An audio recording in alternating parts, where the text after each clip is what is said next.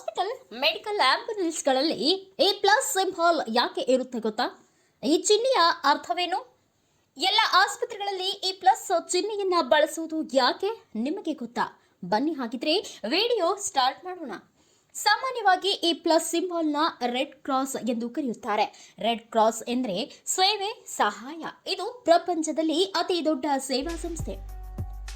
1863ರಲ್ಲಿ ಈ ಸಂಸ್ಥೆಯನ್ನ ಪ್ರಾರಂಭಿಸಿದ್ರು. ದೊಡ್ಡ ಕಾಯಿಲೆ ಬಂದು ಬಳಲುತ್ತಿರುವವರನ್ನ, ರೋಗಿಗಳಿಗೆ ಸಹಾಯ ಮಾಡುವುದೇ ಈ ಸಂಸ್ಥೆಯ ಮುಖ್ಯ ಉದ್ದೇಶ.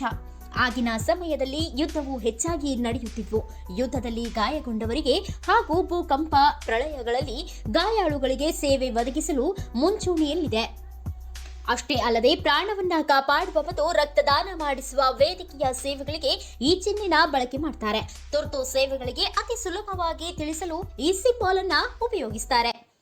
ಇದೇ ರೀತಿ ಪ್ರತಿದಿನದ ಸೂಪರ್ ಮಾಹಿತಿಗಾಗಿ ಪಬ್ಲಿಕ್ ಸಿಟಿ ನ್ಯೂಸ್ ಅನ್ನ ಲೈಕ್, ಶೇರ್, ಸಬ್ಸ್ಕ್ರೈಬ್ ಮಾಡಿ. ಬೆಲ್ ಐಕಾನ್ ಪ್ರೆಸ್ ಮಾಡಿ. ಹೊಸ ಪ್ರತಿದಿನದ ಮಾಹಿತಿಗಾಗಿ ನೋಡ್ತಾ ಇರಿ.